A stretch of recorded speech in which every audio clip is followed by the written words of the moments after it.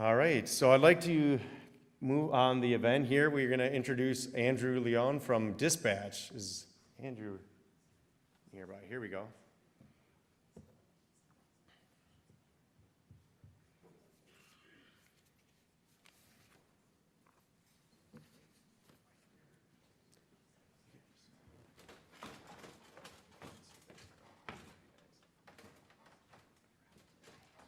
All right, I'm going to attempt to make this work with this clicker here. I'm Andrew. This is Ryan.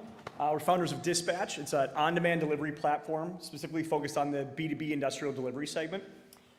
Before we get started, I just want to thank Rob and Ryan, and everybody from GNL. We wouldn't be here if it wasn't for all their support, so really appreciate it. Let me give you a little background on Dispatch. So prior to Dispatch,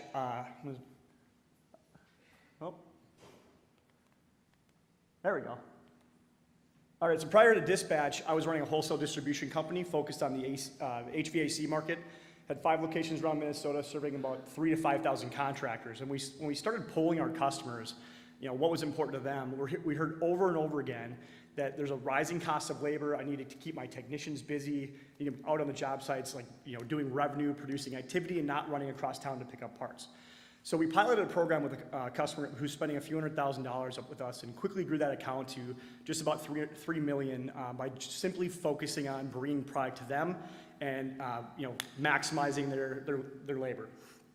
So we thought, well, this is probably applicable to the rest of our customer base. So started rolling that program out to additional customers, and that program grew so rapidly that we realized we're not a logistics company, we're distribution. We need to pivot and find a different way of servicing these customers because it's very capital intensive. We were buying vehicles, hiring people, a lot of turnover in that space. So pivoted to the local courier and started outsourcing all of those deliveries using the local courier. That was great because they could handle our scale. It was terrible from a customer service standpoint. We had product leave our building thinking everything was fine, find out 3 hours later that customer calls irate that he had burning labor at a job site and the product still wasn't there. So a lot of lack of control and visibility. We'd have to search to find out what happened, where did it break down.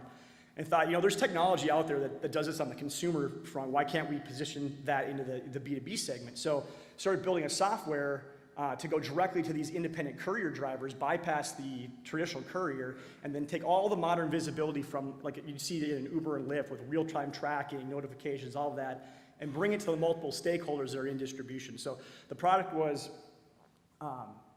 built specifically for distribution in mind, where you have suppliers buying on behalf of other people, there's purchasing agents involved, there's labor at a job site or in the field, there's the supplier. All of them need to know what's going on and be in the loop. There's also multi-user permissioning dashboards so that if you have a call center model and someone leaves, people can take over and know what's going on with these accounts. So we continued to build that software out. We piloted it in January of last year, and our customer's customer, the end user, just evangelized us like crazy. Ryan, you want to talk a little bit about traction and where we are? So we launched this beta. We got really, really excited about our customers telling other people about it, and we agreed to kind of jump and go do this full time. And what we earned ourselves was an opportunity to do deliveries personally, which was not very fun. Left this super sexy startup space at Sports Engine to see the inside of my Chevy Equinox for roughly 12 hours a day. He really sold me on the dream.